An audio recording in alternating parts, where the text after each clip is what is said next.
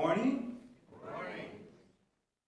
Welcome to UU in the sunny, actually snowy, which will be becoming sunny day. Opening words by Kathleen McLean. We come together this morning to remind one another to rest for a moment on the forming edge of our lives, to resist the headlong tumble into the next moment, until we claim for ourselves awareness and gratitude. Taking the time to look into one another's faces, to see their communion, the reflection of our eyes. The house of laughter and silence, memory and hope is hallowed by our presence together.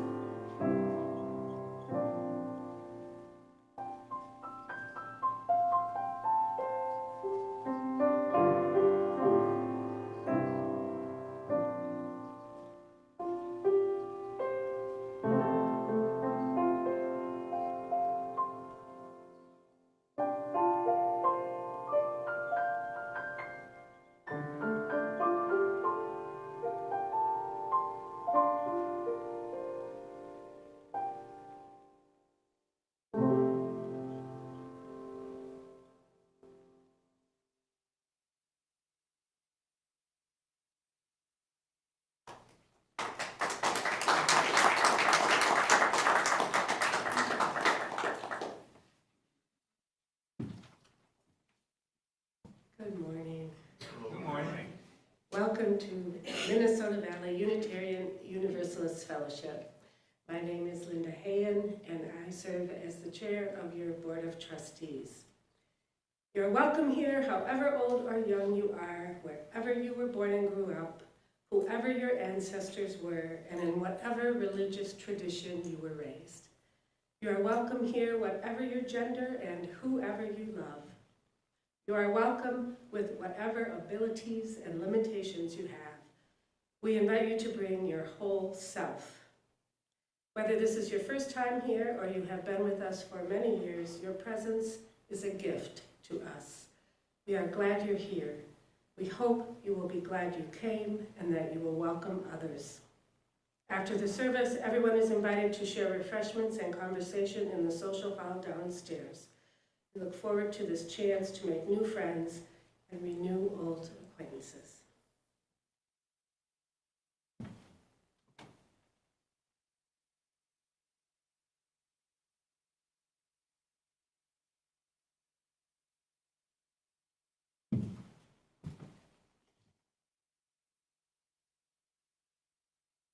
Chalice lighting is done under the title of Blessings Are Real and Ours to Claim by Reverend Rebecca Savage.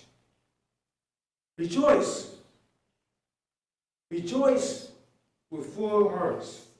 Beloved people of blessing, rejoice. May this time of worship celebrate who we know as our core. Blessings are real and ours to claim and radiate. Blessings are abundant and ours to reveal in and pass along. Blessings are transformational and ours to be challenged by. As we grow towards the faith, we know we can be. Rejoice. Now we're going to go into our first hymn, which is number 349. We gather together.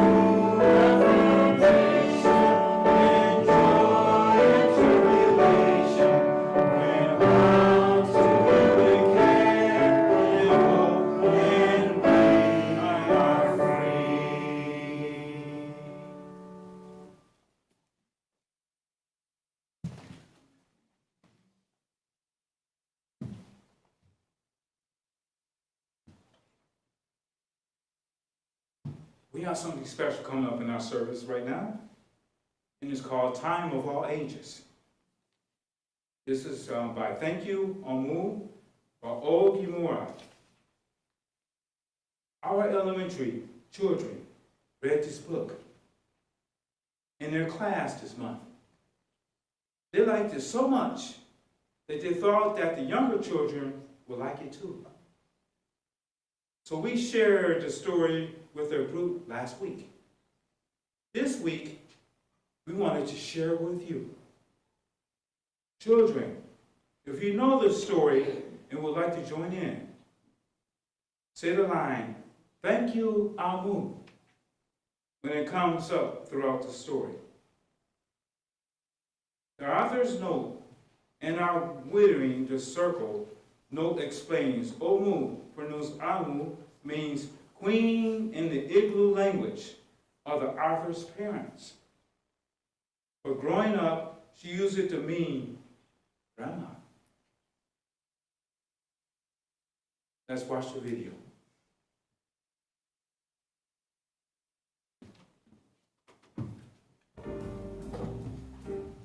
Thank you, Amu.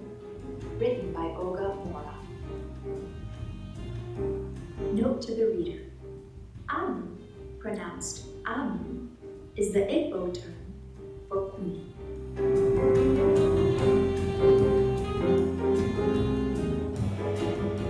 On the corner of First Street and Long Street, on the very top floor, Amu was cooking a thick red stew in a big fat pot for a nice evening meal.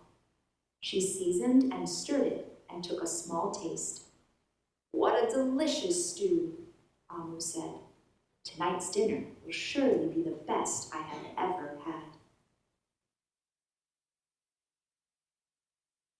With that, Amu put down her spoon and went to read a book before supper.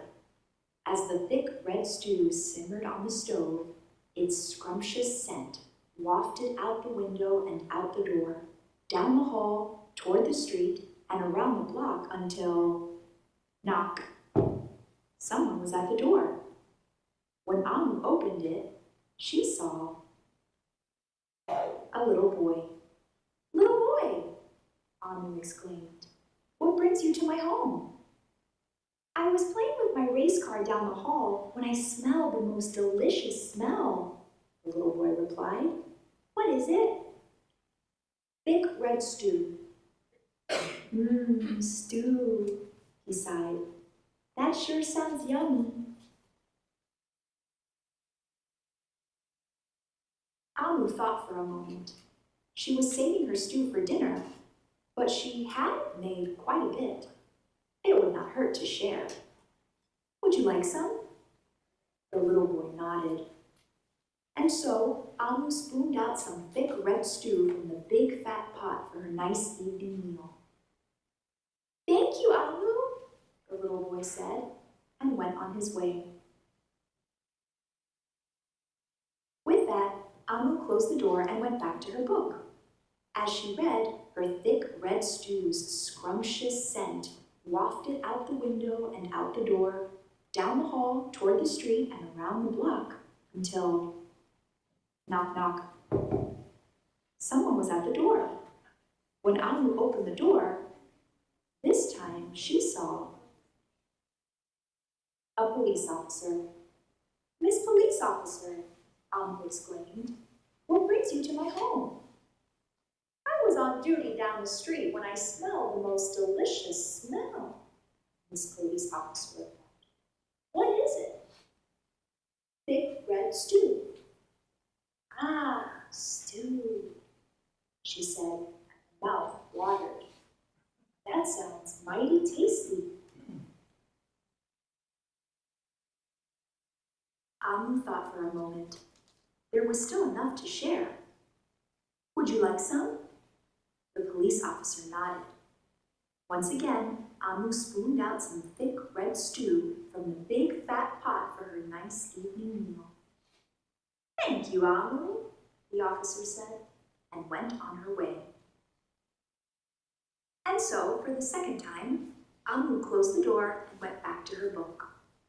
Sure enough, as she read, her thick red stew's scrumptious scent wafted out the window and out the door, down the hall, toward the street, and around the block until... Knock, knock, knock. Again, someone was at Amu's door. This time, when she opened it, she saw a hot dog vendor. "Mr. Hot Dog Vendor," Amu exclaimed, "what brings you to my home?" "I was selling my hot dogs down the block when I smelled the most delicious smell," Mr. Hot Dog Vendor replied. "What is it?" "Thick red stew." "Ooh, stew." The vendor licked his lips. "That sounds quite delectable."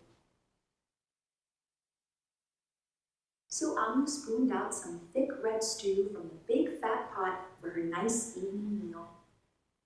"Thank you, Amu," the hot dog vendor said, and went on his way. Throughout the day, people from all across the neighborhood knocked on Amu's door.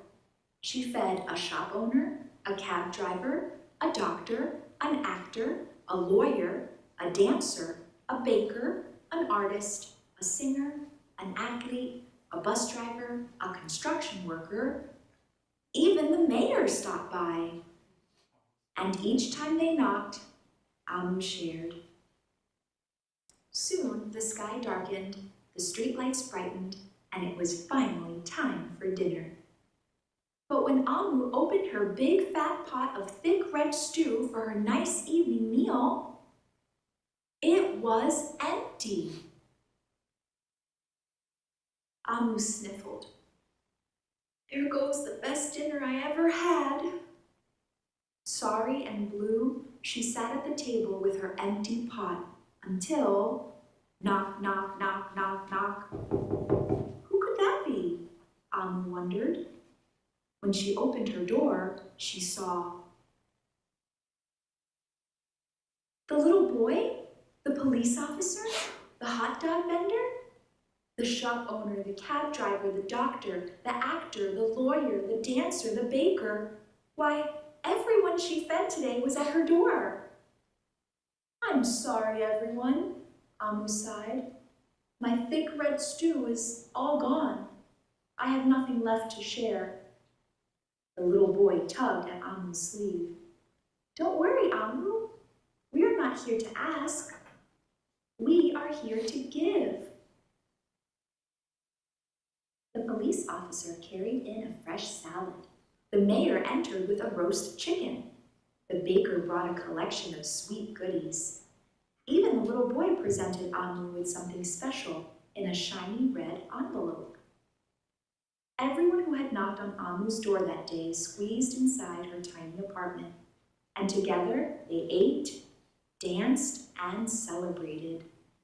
While Amu's big fat pot of thick red stew was empty, her heart was full of happiness and love. That dinner was the best she had ever had. Thank you, Amu.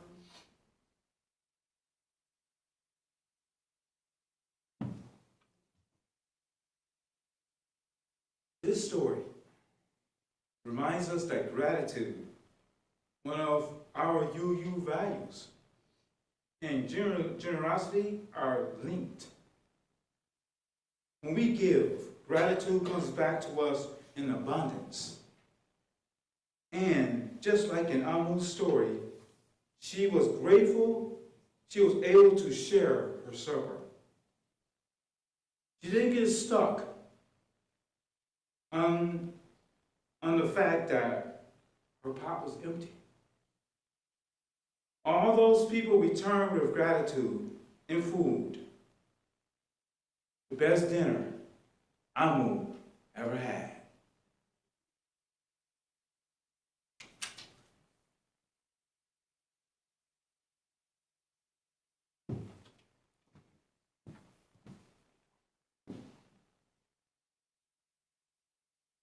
Sorry, my iPad just scrolled without my permission.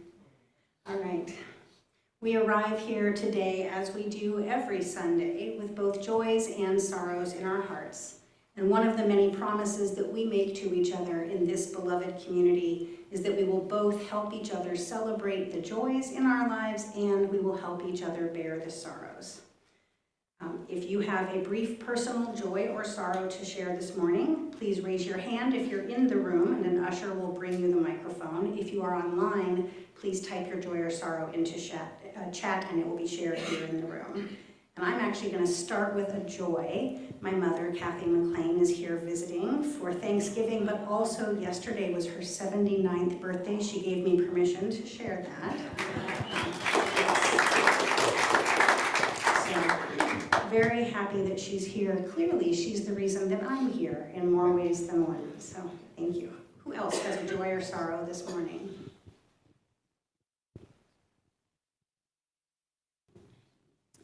Hi, I'm Kai. My sorrow turned into a joy. I got an email earlier this week that was concerning from a friend that's in this room who I don't have permission to mention, so I'm not going to use a name. And it said that this person had broken their femur when they slipped on the ice. And of course, I was quite concerned. It turns out that was somebody fishing for money. So that sorrow turned into thank goodness that wasn't somebody, that wasn't for real. So also just want to warn people about the intent of some people out there to use this time to get things that they probably shouldn't be asking for.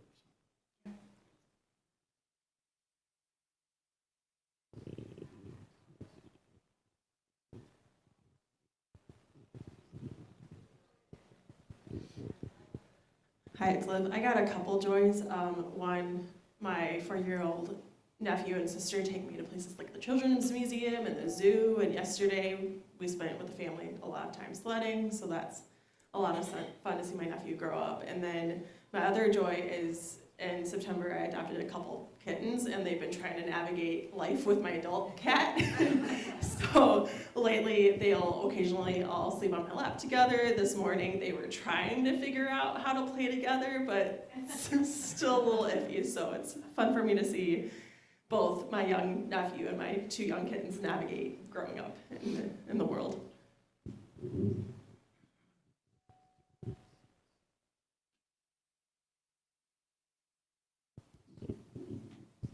Hi, I'm Lee.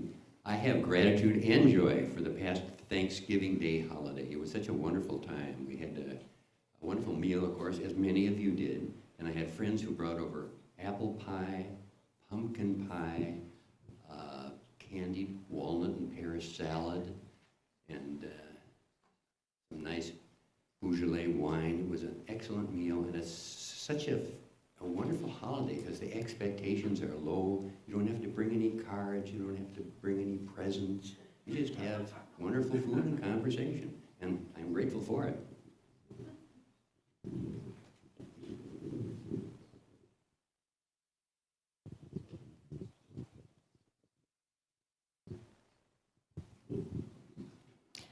No need to adjust your TV sets. Yes, my family is here in Minnesota for Thanksgiving for the first time in 6 years. And it was a joy because both of our sides celebrated Thanksgiving together. My parents went over to Matthew's grandma's house, and it was a great Thanksgiving. And also, for the first time in 6 years, the Buckeyes beat Michigan, which made my parents very excited, and now sets a superstition that we have to stay in Minnesota so they can win, because it's been 6 years since my brother has been back from overseas. So. Yeah, well, just spend Christmas in North Carolina from now on.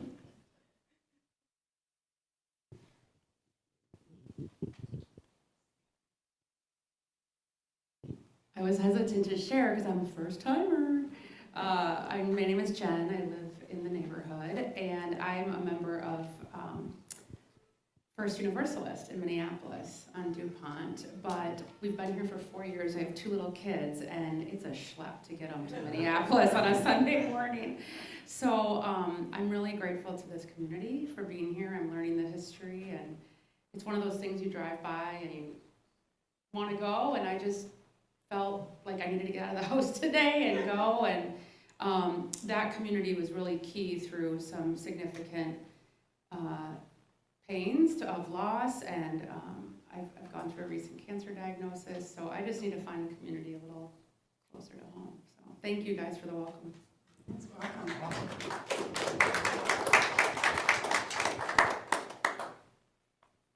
Richard, do we have any online joys or sorrows? We have one. Okay, go ahead.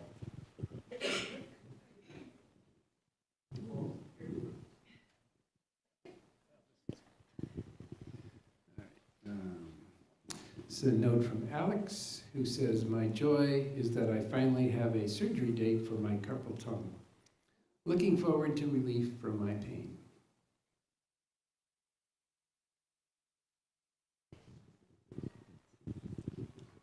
Right, I'm not seeing any others, so I will just acknowledge that always there are, in addition to our spoken joys and sorrows, those which either we're not ready to share, or maybe they're too private to share in semi-public space, but which we carry in the silent sanctuaries of our hearts. So we will hold those as well. Please join me in the musical response.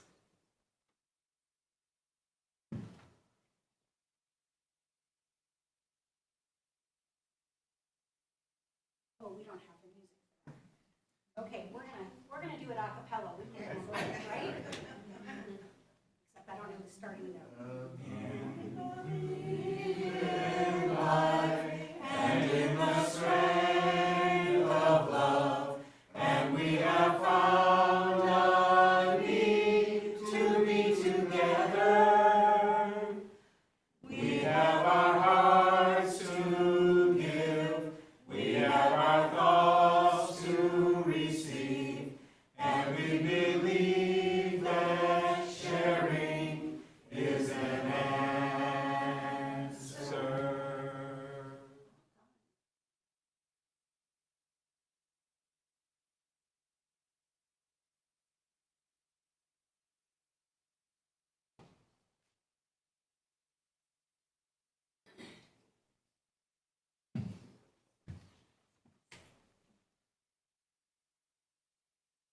Each morning, we hold out our chalice of being to be filled with the grace of life that abounds.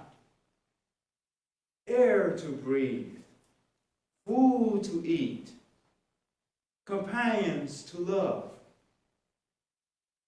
beauty to behold, art to cherish, causes to serve.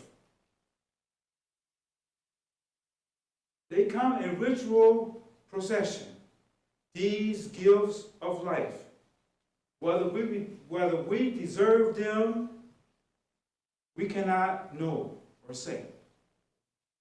For they are poured out for us. Our task is to hold steady the chalice of our being. We carry the chalice with us as we go, either meandering aimlessly or with destination in our eye.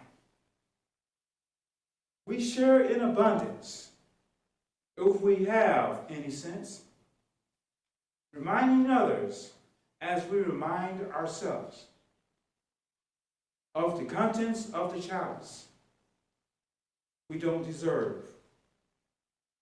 Water from living streams fills it, if only we hold it out faithfully. We give back, if we can, something of ourselves. Some love, some beauty, some grace, some gift. We give back in gratitude if we can. Something like what is poured into our chalice of being for those who abide with us and will follow. Each morning, we hold out the chalice of our being to receive, to carry, to give back.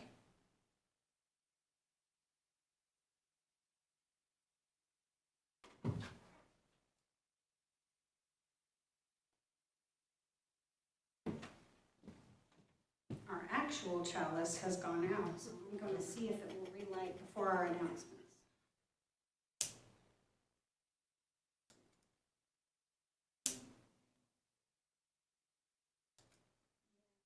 To adjust the wick or the oil, but that's not happening in the middle of the service, so we will just imagine a flame for the rest of the service. Or I could light, yes, I will light the helper candle, if that makes it through. All right, we do have several announcements this morning, and I'm going to invite Linda up to do the first one.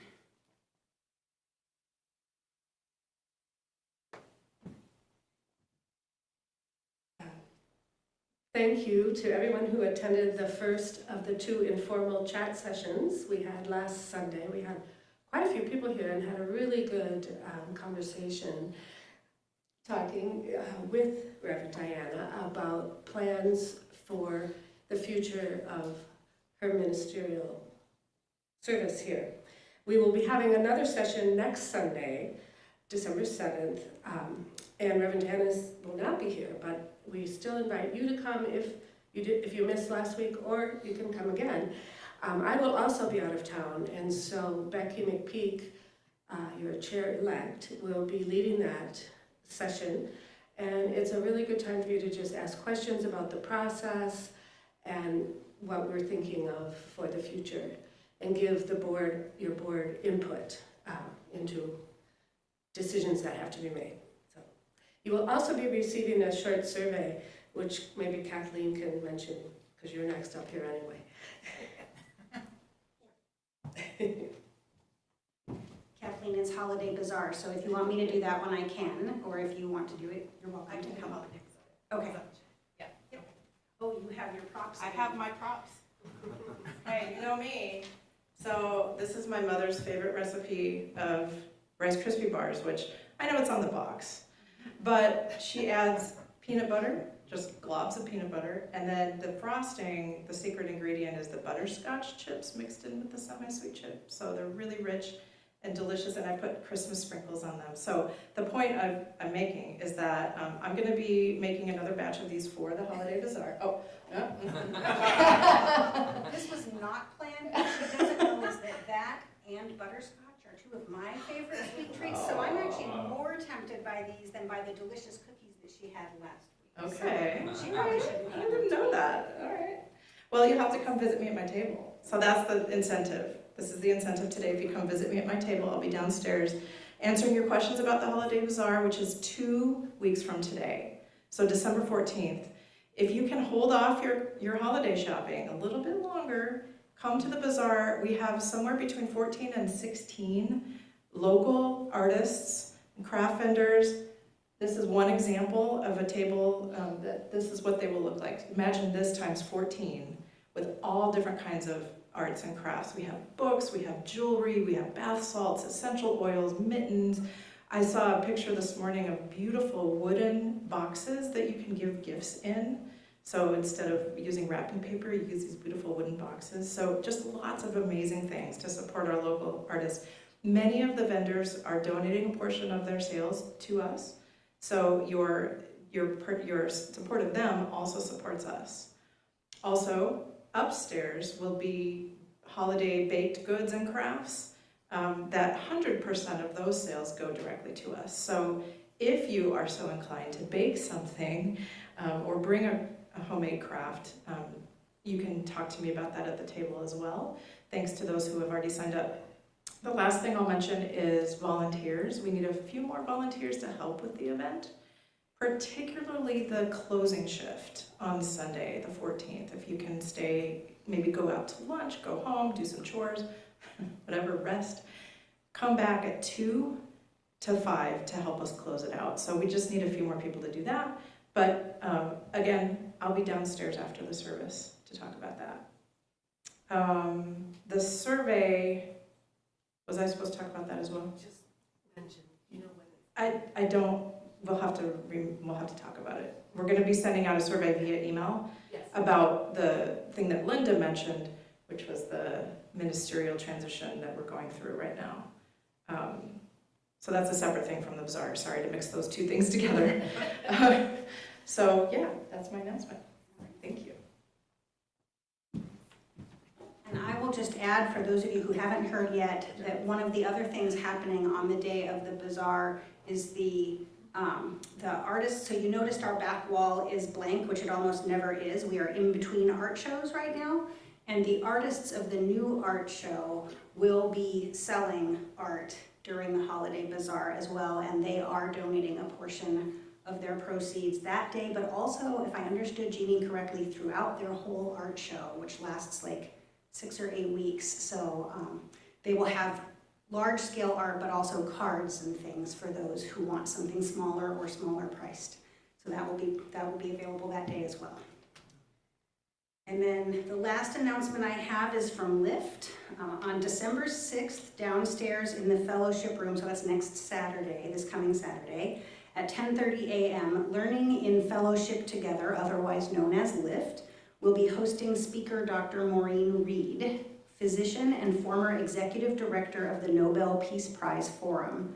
Her topic is Women Who Rock the Boat. The cost is $5 for that session or $25 to join Lyft for the whole year. Every month, Lyft has relevant and exciting speakers that have words for all of us. Afterwards, enjoy the fellowship by sharing time together. Feel free to stay for lunch either by bringing one or ordering one. And somebody on Lyft, Kathy, how much is lunch? Remind me. $11. And is it you, Kathy, who they contact to order the lunch? Yes. So Kathy Eager is your contact person if you want to order a lunch for that day. Egg salad, chicken salad, or turkey for your sandwich. And the information about lunch sign up is also in the weekly Friday email. Yes. Okay. And then it just concludes with hope to see you there from the members of the Lyft team, Leslie Swenson, Kathy Eager, Nancy Buckman, and Barb Becker. So lots of announcements, but all about good, exciting stuff coming up soon. Generosity is one of the spiritual qualities that we aspire to as Unitarian Universalists, and also one of the tangible practices that we nurture in this community. With our offering every Sunday, we give of our financial resources to support the work of this fellowship. We know, of course, that giving financially is only one of the ways that we support that work. We also do it with our time and with our talents, and you just heard several examples of those talents at work. All of those are necessary for the vital work that we do both for each other within the fellowship and for our wider community. We do also donate half of our collection every Sunday to support one of our community partners, organizations who are in alignment with our values. We choose one for each month, and they receive half of that month's entire offering total. For the month of November, our sharing partner is Beacon Interfaith Housing Collaborative, and some of you heard from one of their staff members on the first Sunday of this month, but for those who did not, I'll just share that Beacon is a collaborative of congregations and housing advocates who believe that secure, affordable housing provides the key to safer communities, stronger families, and a healthier economy. They have homes that serve over 1,200 residents in the Twin Cities metro, and they do policy work that is statewide as well. And as I have shared in the past, their work is currently being heavily negatively impacted by the sweeping cuts to HUD funding. So they are in need of our support more than ever. You can give in person as baskets are brought around, or online using either the QR code, which is on the screen and on the back of the order of service, or you can use the donate online link on our website. Please give as generously as you are able.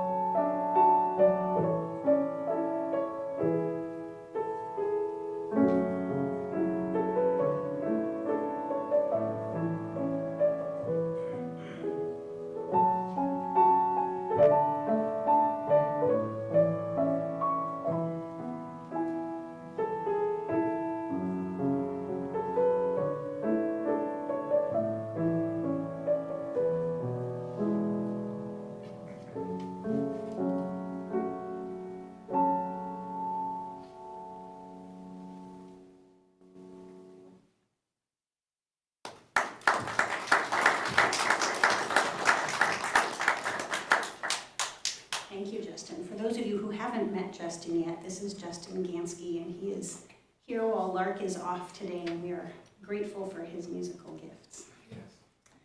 So just like the meal at the end of our Time for All Ages story, we're going to build this next part of our service today collaboratively together. Our service title, for anybody who read the printed order of service, is Sharing Our Blessings. And we're going to do this together in 2 different ways in the time that we have left this morning. And the ushers will have microphones, so when you want to share something, you will raise your hand. For the first one, so we're going to share our blessings. We're going to define share 2 different ways. So in the first one, we are sharing our blessings by telling each other what we are grateful for right now. Now, some of you did that in Joys and Sorrows already. You're welcome to speak again, but pick something different for this time. And maybe some of you did a sharing exercise like this with whoever you spent Thanksgiving holiday with. So if you have a blessing that you have recently experienced gratitude for that you want to share with the group, please raise your hand, and again, an usher will bring you the microphone. And for our online folks, again, you can type them into chat and we will share them aloud.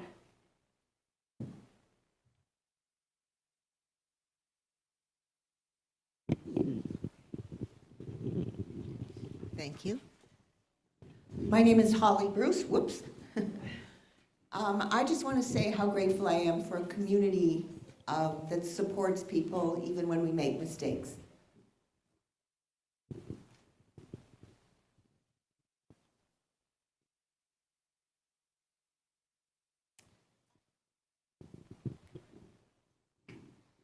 I'm grateful that I'm able to go to dance class and dance.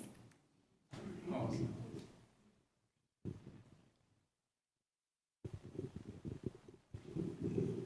I'm Steve, boy, it's close.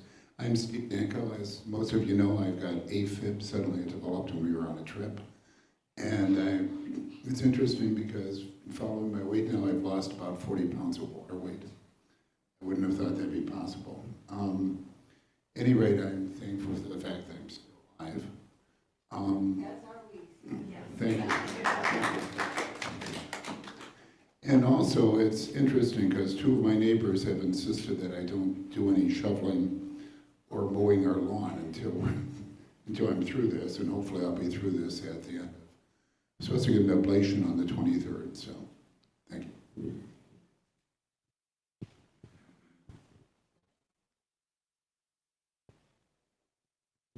So I'm thankful for this last week that I was able to spend with Diana and Shay and also my adult granddaughter and her partner Annie. And I was telling them that my favorite thing in the whole world is to be making memories with people I love.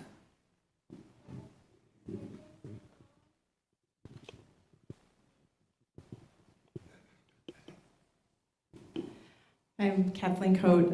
We spent Thanksgiving with my daughter at her apartment. It was the first time going to an adult child's home to be hosted, and it was glorious. No dishes, no cooking. We got takeout, dinners. We sat on camping chairs because they don't have chairs. So it was awesome. But I'm super grateful for 2 successes in my children's lives. My daughter has a partner, his name is Theo. They have this apartment together, and he is so incredibly supportive of her. They're champions for each other. Literally, he ran a marathon last week, and she cheered for him. You know, it's amazing to watch their relationship grow. And then my son, who TJ is 17, he grew up in this fellowship as well. He struggled with, self-esteem and things like that, but he just got a 31 on his ACT. Which beats the entire family record, so that really boosted his confidence. So I'm grateful for his future as well.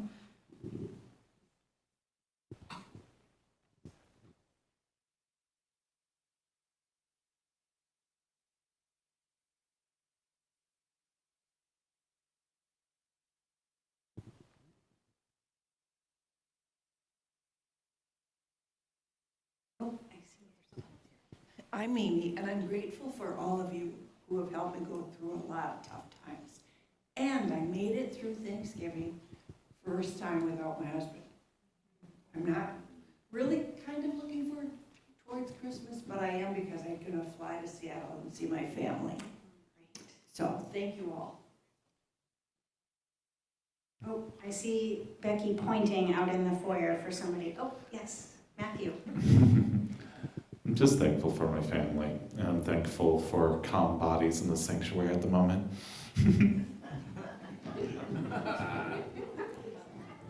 I'm thankful for skipping. We get skipping and that's joyful, so I'm thankful for that too. Richard, do we have anybody online? Oh, we have... I am for myself is I love myself. All right. Anyone online? Yes, we do. From Carolyn, I shared Thanksgiving with family I thought was lost to me due to divorce. Thanks to my niece who hosted.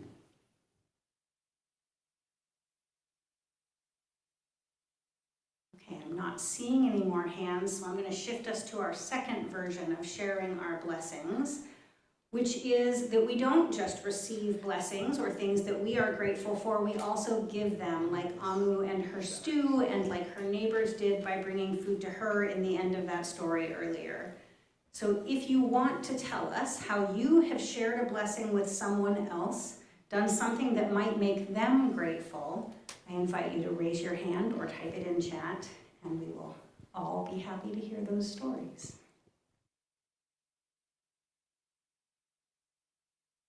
Now, I know this is tricky because we are modest Midwesterners and we don't like to brag about ourselves. Oh, I think I see Greg volunteering to share something. Can somebody bring a microphone to Greg?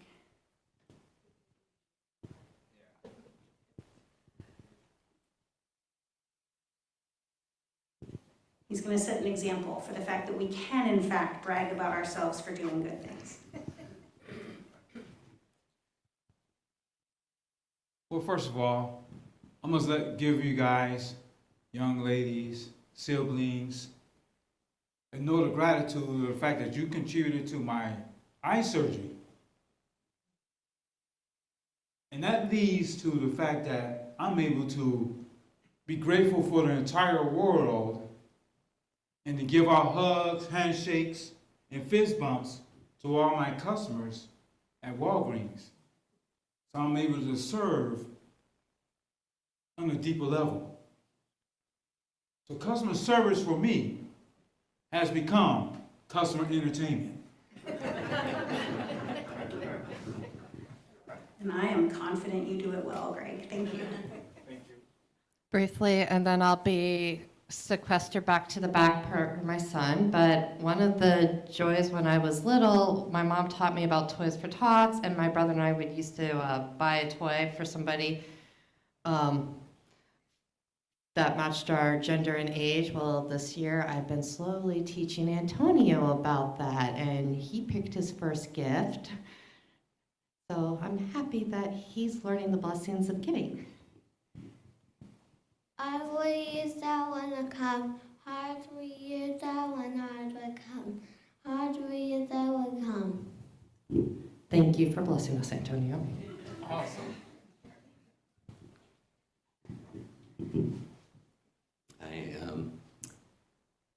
My wife and I give service to a neighbor of ours every weekday. We take care of his little dog. And we love to have the dog over, and otherwise the dog would be sitting at home 6 to 8 hours a day all alone, because Bill, our neighbor, goes off to work, and the poor dog would be at home alone all the time otherwise. And it's good for me, it gets me out and walking. Nice. Tom Ellinger. In the scope of things that I would have ordinarily considered small, this one is one of those, but I still want to share it. Starting in March 19th of 2020, a bunch of us began a ukulele Zoom jam. And we have continued it every Sunday since then. And there's a group of people, 20, 25 people, who gather every Sunday from 7 to 8:30 online, and we do a very unusual kind of jam. And that's something that I give.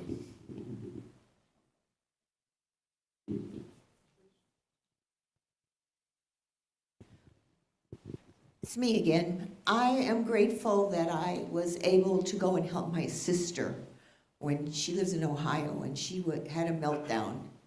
And I'm grateful that I had the time and the money to get to her. And I'm happy that she's my sister.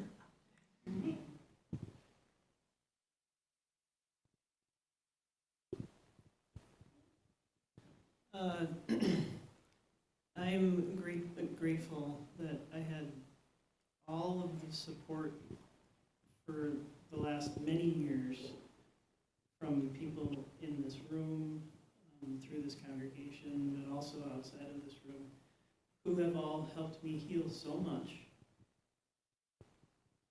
so that I can spread that healing to others. There was somebody in this congregation who was struggling and voiced it to very few people, and I was one of those lucky people that heard. And I wasn't able to say anything supportive immediately because I process, and I process, and I process. And then the words come. So the words came the next day, and I sent an email, and I was able to support this person in a way that was really helpful for them in the moment. And it felt so good to me to be able to do that.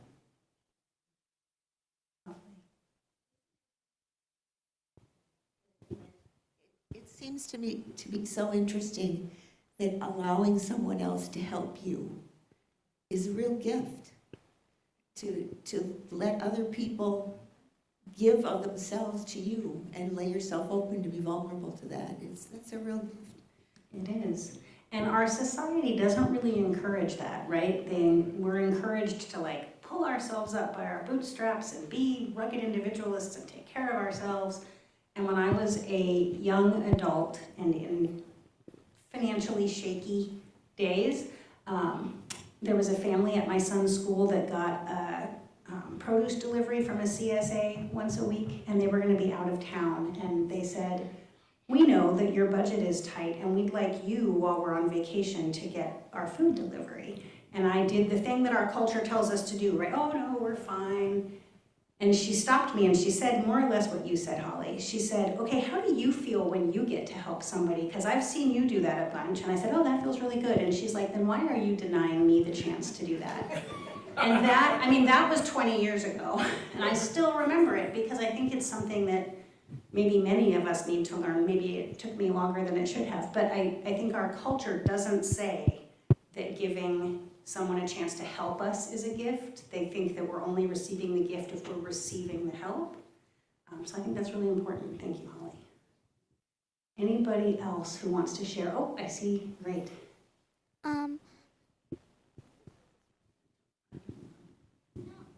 Oh, it's working now. I can hear you. I helped my friend when he sort of had a little bit of an allergic reaction to my cats a couple days ago. I'm glad you were able to help him.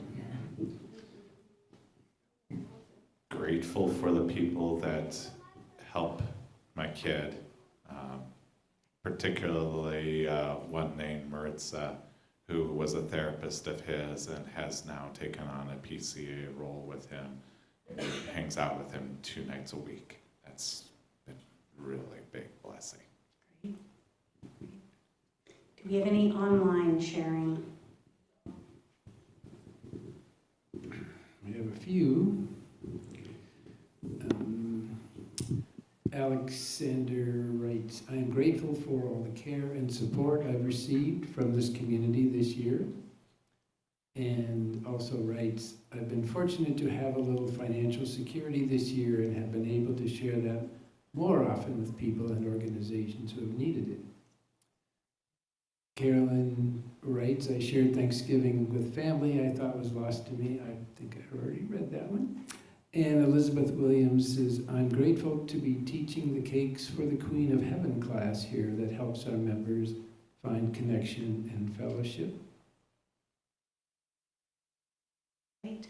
Well, we're going to let our online folks have the last word because I'm being mindful of our time. But what a beautiful collection of blessings we have just shared, both the blessings that we have received and the blessings that we have helped to give to others. So I'm going to invite us to sing again to celebrate all of those blessings.